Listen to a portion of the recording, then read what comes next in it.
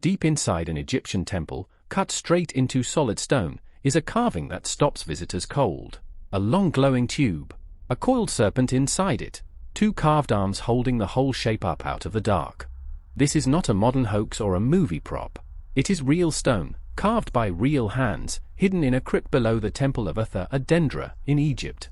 For 2 centuries, one question about it has refused to die. Some call it proof of electric light, built thousands of years before Edison. By the end of this film you will know what the temple's priests carved here, why the electricity claim collapses, and why the true answer was written right beside it all along. To understand this carving, you need to know where it lives. Ptolemaic-era Egyptian religious architecture, the Temple of Hathor at Dendera, on the Nile's west bank, built mostly in the last 3 centuries before Rome ruled Egypt. Hathor was one of the oldest and best-loved goddesses in Egypt, goddess of love, music, motherhood, and the sky. Dendera had honored her for thousands of years before the temple standing today was even begun. Walk through its towering entrance hall, and the ceiling above you is carved and painted with an entire map of the sky, stars, constellations, and gods marking out the heavens in stone. But the strangest part of the temple is not overhead. It is underfoot, a network of narrow crypts, sealed storerooms built into the temple's thick stone body, some so tight a grown man has to crouch to pass through. These crypts were not built for tourists, or for us. They were built to hide the temple's most sacred objects from anyone unworthy to see them. And it is inside one of these hidden rooms that our strange carving waits. Dendera actually has 6 of these crypts built into its walls and floor, stacked in places on top of one another, each one holding a different set of carved scenes for a different sacred purpose. European scholars first documented these crypts in the early 1800s, crouched with candles and sketchbooks, copying every carved wall by hand. What they drew in one particular chamber has puzzled people ever since. Now look at the carving itself, closely, the way those first scholars did. A long, rounded, tapering shape, wider at one end and narrow at the other, standing upright like an oval vessel. Inside that shape, a long, sinuous snake stretches nearly its full length, its body curved into a soft wave, its head turned toward the narrow end, exactly where a glowing filament would sit inside a bulb. At its base, carved petals splay outward, like a flower just beginning to open. And beneath it all, 2 long carved arms reach up from a kneeling figure, holding the entire object aloft with both hands. Flower, serpent, tube, supporting arms. Repeated, with small variations, on more than one wall in this same crypt. Whoever carved this did not do it once by accident. They carved it again, and again, on purpose. Every single version is accompanied by its own carved column of hieroglyphic text, standing right beside it, close enough to touch. Deliberate and repeated enough that in the 20th century, one detail of this carving would be lifted out of its crypt, stripped of its context, and turned into one of the most viral claims in all of pseudo-archaeology. Starting in the later 20th century, a claim spread through fringe books and, later, late-night television, that this carving was not myth at all, but a technical diagram, an ancient Egyptian electric lamp. The argument went like this: the tube shape is a glass bulb. The snake inside is a glowing filament. The kneeling arms are insulators, holding the fixture safely away from whoever was operating it. To power it, some theorists pointed to a real ancient artifact found far away in Iraq, a sealed clay jar containing a copper cylinder and an iron rod, nicknamed by later researchers the Baghdad Battery. It is a genuinely strange little object, and archaeologists still debate its exact original purpose, storing scrolls, perhaps, or something else entirely. What it almost certainly was not, is a power source wired to a temple 2,000 kilometers away. The physics does not survive contact with reality. At best, a jar like that produces less than 2 volts. Lighting a sealed glass tube needs far higher voltage, a real vacuum, and a filament that will not burn away in open air. No copper wiring has ever turned up at Dendera. No glass shards. No socket, no switch, nothing an electrician of any era would recognize. What has turned up, right beside the carving, are words. Actual hieroglyphic text. And unlike a wiring diagram, hieroglyphic text can be read, translated, and checked. Egyptologists have been reading the walls of Dendera for close to 2 centuries now, and the column of hieroglyphs carved beside this exact relief has been translated more than once. It does not describe a device. It names gods. One 19th-century French Egyptologist, Auguste Mariette, spent years copying and studying Dendera's inscriptions block by block, laying the groundwork other scholars have built on ever since. In more recent decades, specialists devoted entire careers to just this one temple, publishing exhaustive line-by-line translations of every crypt, every column, every ceiling, cross-checked against other Ptolemaic-era temple archives along the Nile.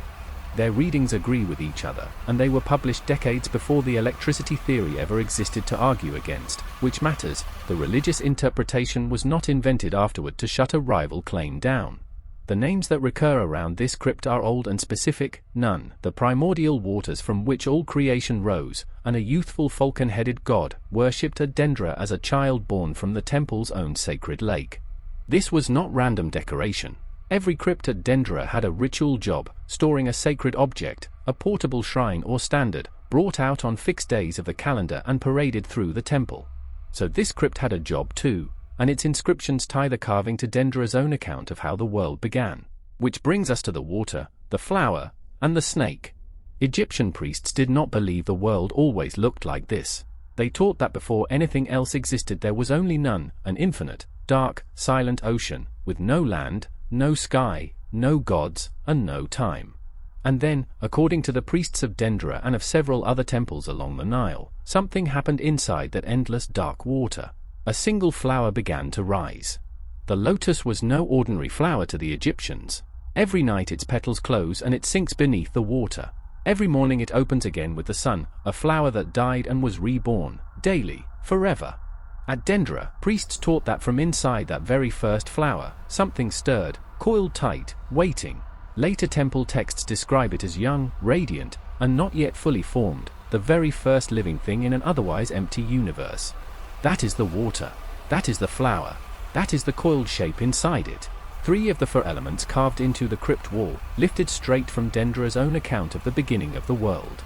Texts describing this same beginning appear on coffins and tomb walls 1,000 years before Dendera's crypt was cut, proof that the priests here were not inventing something new, only carving something very old. Only one piece is still unaccounted for, the pair of carved arms holding the whole scene aloft. For that, you have to look outside this single crypt, at how the rest of Egyptian religious art uses exactly that gesture. This exact motif, water, flower, a newborn god, held aloft by supporting arms, is not unique to one crypt at Dendera. Egyptian temples repeat it, with small variations, for well over 1,000 years. At the Temple of Esna, further south along the Nile, reliefs show a newborn god rising directly out of a lotus flower on the surface of the primeval water, worshipped there under a different local name. At the Temple of Philae, further up the Nile, priests carved their own version of the same primeval water and rising flower, in a temple built and decorated during roughly the same centuries as Dendera's crypts. At Karnak and elsewhere, a lotus is shown supporting the sun god in his infant form, a nod to the same idea, that new life and new light both began by rising out of one sacred flower. The supporting arms have their own history too. Egyptian art often shows gods and priests holding sacred symbols aloft, most famously in scenes of raising the Djed pillar, a column representing stability, hauled upright by rows of carved arms. Put those traditions together, water and flower birth on one side, supporting arms on the other, and the Dendera carving stops looking like an isolated anomaly. It starts looking like the temple's own visual language, combined in one striking scene. Every element in this carving has cousins elsewhere on the walls of Egypt, carved centuries apart, by different priesthoods, in different towns, who never once paired any of them with wiring, sockets, or switches. And yet, somehow, this one image at Dendera keeps outrunning that entire body of evidence online. So why does the claim refuse to die? Partly, honestly, because the shape really does look like a light bulb to modern eyes that have never known a world lit any other way. A coincidence of outline is a powerful thing. Show the same photograph to a room full of people who grew up around electric light, and most will see a lamp before they ever consider a flower and a god. Popular documentaries in the 90s and 2000s featured the crypt, presenting the electricity claim as an open mystery rather than a settled question, and millions who never read the hieroglyphs took it at face value. And the crypt itself is genuinely hard to reach, narrow, dim, and only partly open to visitors, which means most people encounter this carving as a single cropped photograph online, stripped of the wall of hieroglyphs standing right beside it. Strip away the context, and almost anything ancient can be made to look like modern technology. Put the context back, and the same carving tells an entirely different, and in some ways far stranger, story. Set the myth aside for one moment and just play engineer. If Dendera's priests really had built a working lamp, what would we actually expect to find surviving around it, 2,000 years later? We would expect scorched metal fittings, broken glass in the debris layers, and glass-blowing tools in workshops close to the temple. None of that has ever turned up at Dendera, despite more than a century of excavation. We do find something the priests left everywhere else in the building: soot, genuine black torch soot staining the ceilings of rooms and corridors where oil lamps and torches were used, no different from countless other Egyptian temples and tombs.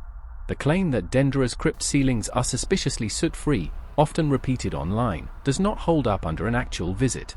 Soot is present in the crypts, as in the rest of the temple, exactly where flame lighting would leave it. And where Egyptian workers really did need to see clearly in total darkness, deep inside sealed tombs further south, archaeologists have found the real solution: sunlight bounced down corridors on polished bronze mirrors, angled by hand, no electricity required. It is a simple, elegant, thoroughly documented technique, and it is a far better explanation for how ancient Egyptians solved the problem of darkness than an untraceable electrical grid with zero surviving parts. No wiring, no glass, no workshop. Soot exactly where torches would leave it, mirrors exactly where sunlight needed help. Every physical test an archaeologist can run points the same direction, away from electricity, and back toward the myth. There is a reason a temple this devoted to myth also happens to be one of the most astronomically precise buildings the ancient world ever produced. On the ceiling of one of Dendera's chapels is a carved circular map of the sky, constellations, planets, and the small star groups priests used to track the hours of night for well over 1,000 years. That relief was carved during the same building program as the crypts beneath it, by priests fluent in tracking the sky with real mathematical skill, not a lost civilization playing with electricity, but a living tradition of astronomer priests. Hathor herself was tied to the sky as mother of the sun, and the temple's entire layout, its axis, its ceilings, its underground crypts, was built as one continuous statement about birth, light, and renewal, expressed in stone instead of wiring. Seen that way, the crypt carving is not forgotten technology hidden in a basement. It is the same idea as the ceiling above it, expressed one floor down, in a more secret chapter of the same story. Which raises one more practical question. If this crypt was not a power room, what exactly was it built and sealed to protect? Egyptian temples kept their most valuable religious property not on open display, but locked away in crypts exactly like this one, brought out only for specific festivals. Some crypts at Dendera stored gilded cult statues, small enough to be carried, dressed in linen and jewelry, and paraded through the temple courts on feast days for the public to glimpse briefly, from a respectful distance. Others stored ceremonial standards, sacred vessels, and the portable shrine used specifically in Dendera's own New Year festival, when the goddess's statue was carried to the temple roof to be touched, symbolically, by the light of the rising sun. A crypt built to guard the tools of a birth and renewal festival, decorated with a carving of the world's own mythical birth, is not a strange combination at all. If anything, it is exactly on theme. So we are left, finally, back where we started, two carved arms, holding something aloft, in the dark, at the heart of a temple built entirely around birth and light. We began this film looking at that same carving up close, before we knew any of this. The tube, the serpent, the waiting arms. We promised you would understand it fully by the end. We now have every piece Dendera's own priests left us: the dark primordial water, the flower that dies each night and is reborn each dawn, the coiled shape stirring inside it, and the arms lifting the whole moment into the light. Only one thing is left to do with all those pieces: put them together, exactly the way a Ptolemaic-era priest standing in this crypt would have. Coiled inside that very first flower was a newborn god, still forming, the one the priests of Dendera called Harsomptus, Horus the Uniter, who would become light itself. The tube was the flower. The filament was a god being born. The arms were never insulators. Not a lamp. A birth, carved in stone at the Temple of Hathor at Dendera, in the last centuries of Ptolemaic Egypt, exactly where a story about the beginning of light was always meant to be told. Deep beneath Dendera, in the dark, two carved arms are still holding it up. Not a lamp. A birth. The moment light began.